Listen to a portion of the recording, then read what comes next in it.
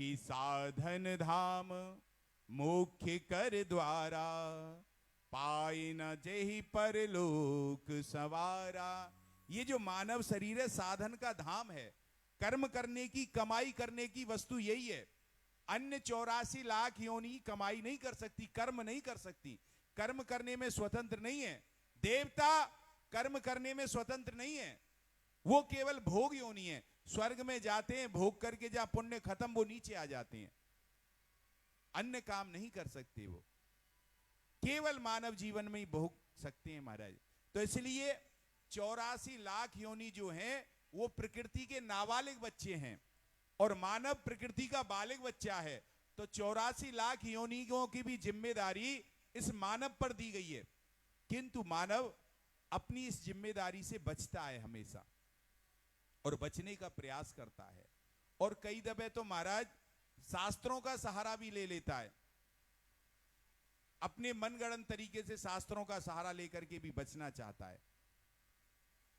आपने pain killer गोली का नाम सुना है, सब जानते हैं। पेन किलर जो होती है दर्द में काम आती है, किंतु डॉक्टर उसकी मना करते हैं कि भाई पेन किलर गोली ज्यादा नहीं खानी चाहिए। अगर बहुत ही ज्यादा असहनीय दर्द हो, अगर डॉक्टर देता भी है तो वो बोल देता है भाई ये मैं दे तो रहा हूं, किंतु बहुत ज्यादा दर्द हो तो ही लेना, वरना इसे नहीं लेना, इसके बहुत ज्यादा साइड इफेक्ट हैं। किंतु हम लोग क्या करते हैं, जरा सा भी कुछ हुआ पेन किलर खा ली, जरा सा भी कुछ होने पे खाते हैं। उसका दुष्परिणाम क्या होता है, जो हमारे शरीर के महत्वपूर्ण अंग हैं, हार्ट, किडनी, लीवर, वो डैमेज होते चले जाते हैं और हम पेन किलर खाते चले जाते हैं महाराज। ना ये जाने हुआ दर्द हुआ है, सब एनासिन गोली ले लो, ये पता नहीं ये माइग्रेन का दर्द है कि गैस का दर्द है, किसी का दर्द है, ये जाना नहीं, और गोली खा ली पेन किलर। बाद में इसके दुष्परिणाम बड़े होते हैं। ऐसे ही जैसे हम पेन किलर गोली खाते हैं, ऐसे ही हम समाज में भी अपनी जिम्मेदारियों से बचने के लिए एक पेन किलर को हम सब खाते हैं। मैं किसी से पूछूं भाई आप गिरिराज जी परिक्रमा करने गए, आपने दान पुण्य किया, आपने भगवान का भजन कितनी देर किया, मंदिर में दर्शन करने गए, तो लोग उस पेन किलर का यूज करते हैं। तुरंत कहेंगे महाराज भगवान की मर्जी के बिना तो पत्ता भी नहीं हिलता, भगवान की मर्जी नहीं है हम जाएं। जब भी कोई बात होगी हम इस पेन किलर का प्रयोग करते हैं, जबकि पता नहीं कहां लिखा है ऐसी चीज।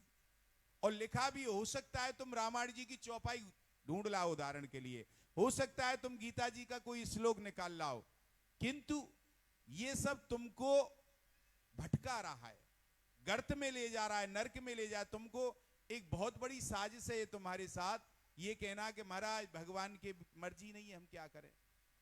भगवान ऐसा नहीं कहता। शास्त्र तो भैया मेडिकल शॉप की तरह हैं।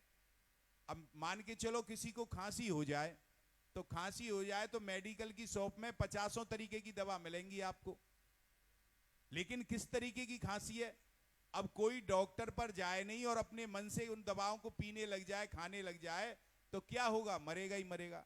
ऐसे ही शास्त्र गुरुमुखी हैं। शास्त्र तो सब चीज है, लेकिन तुम्हें किस चीज की चाहिए दवा, वह मिलनी चाहिए, वह हम नहीं देखते महाराज। एक बार एक संत ने से एक शिष्य ने पूछा, महाराज इंसान स्वतंत्र आजाद है या बंधन में है। उन संतों ने कहा भाई एक काम कर, जवाब बाद में देंगे, पहले तू एक पैर ऊपर उठा। संत ने जैसे ही कहा, उनके शिष्य ने एक पैर, दाहिना पैर ऊपर उठा लिया। बोले अब महाराज, बोले अब बायां पैर उठा। अब दाहिना उठ गया तो बायां कैसे उठे, तो उसने महाराज अब ये कैसे उठाऊं, तो बोले यही चीज है, इंसान आजाद भी है और बंधन भी है। जैसे तुम दूसरा पैर नहीं उठा सकते, एक पैर उठाते ही बंधन में, वही इंसान की स्थिति है। इंसान कर्म करने में आजाद है, पर मां फलेसु कदाचना, प्रारब्ध में, भोग में, फल के लिए आजाद नहीं है।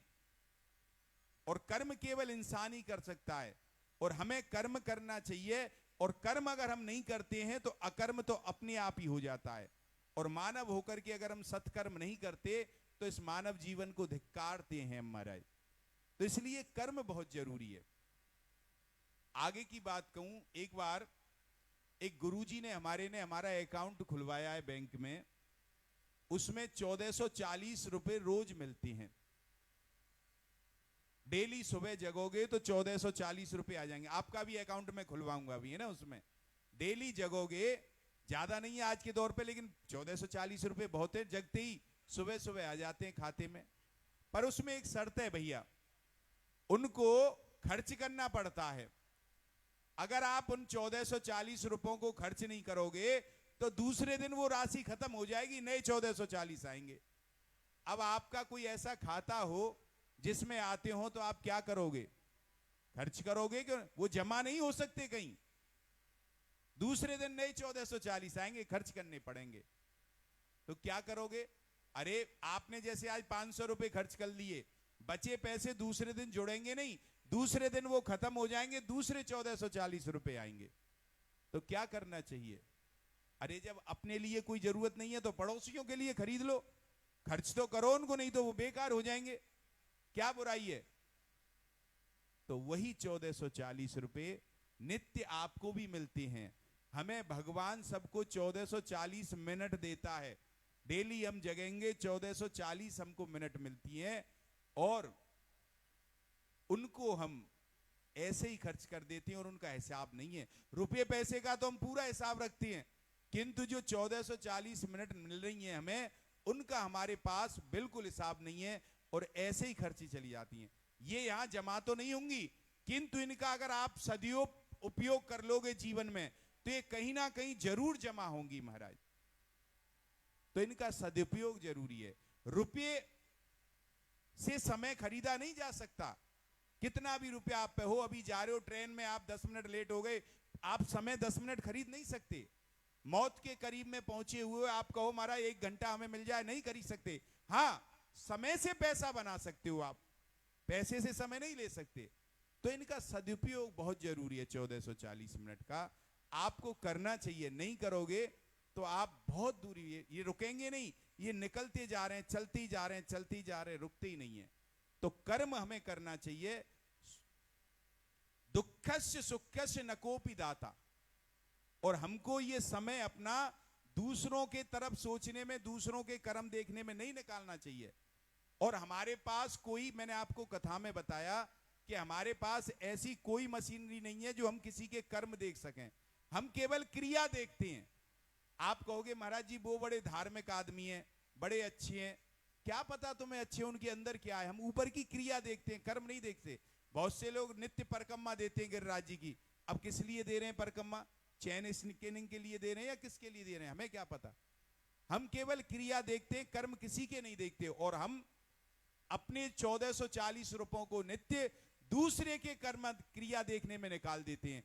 हमारा भला दूसरे की क्रिया देखने से नहीं होगा, हमारा उद्धार तब होगा जब हम अपने 1440 का सदुपयोग करेंगे जीवन में। चाहे पत्नी हो, चाहे पति हो, चाहे पुत्र हो, चाहे पिता हो, किसी के कर्म हमारे काम नहीं है। दुःखस्य सुखस्य न कोपि दाता, कोई भाग्य में नहीं है, अपने भाग से है। आप ऐसे समझो, एक बार इसे उदाहरण से मैं आपको समझाता हूं।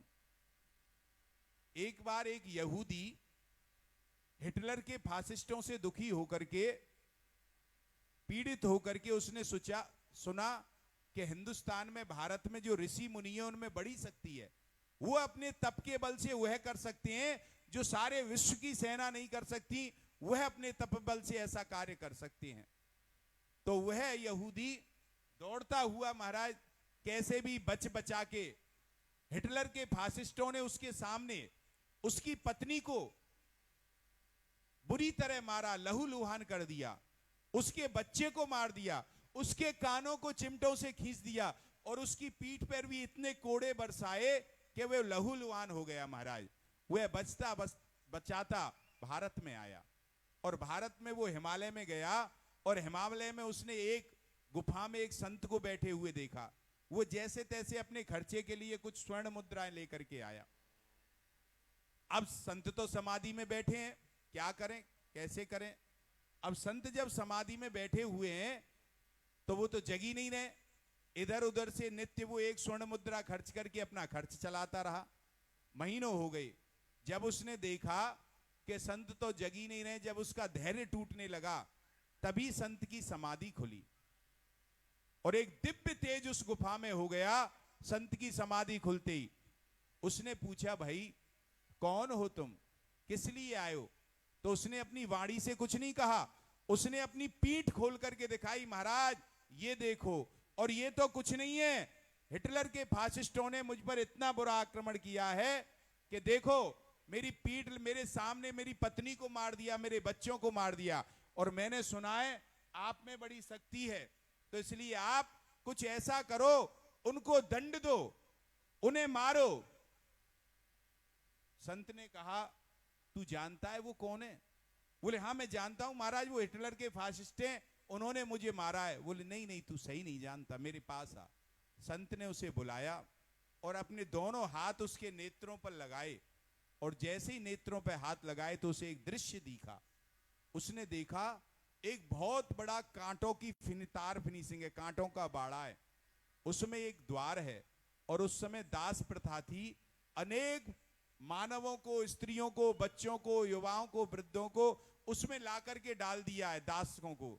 ना उनको भोजन है ना पानी है, चिल्ला रहे हैं, रो रहे हैं भोजन पानी के लिए। तभी एक घुड़सवार आता है, उसके पीछे 2-4 और घुड़सवार हैं, सब पर कोड़े बरसाता आता जाता है। और इसकी एक पत्नी थी, उसने अभी 3-4 दिन पहले बच्चे को जन्म दिया है, वो मां दूध पिला रही थी। तभी उस घुड़सवार ने एक हंटर उस स्त्री के सर पीठ पर मारा, और बच्चा उसकी गोद में से छूट गया।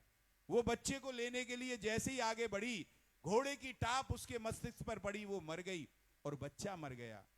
उसका पति भी वहीं था, वो आया दौड़ा दौड़ा, उसको संभालना पड़ा, इसको भी मार दिया। तुरंत उसने कहा, महाराज बंद करो बंद करो, अब ये नहीं देखा जा रहा है।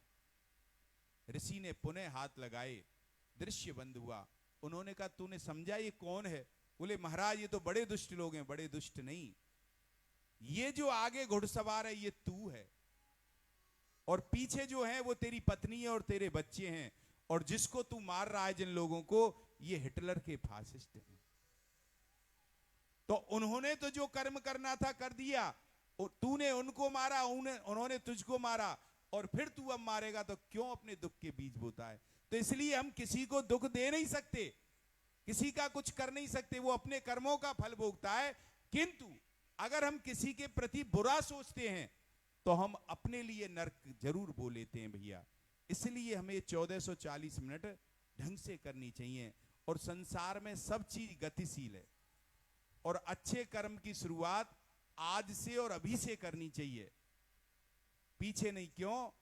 ये संसार चलनशील है, कभी रुकेगा नहीं, और किसी को ये नहीं पता है कि मेरे पास कितना समय है। इसलिए सब कुछ जाने वाला है, कोई भी संसार में वस्तु ऐसी नहीं है जो परमानेंट हो महाराज।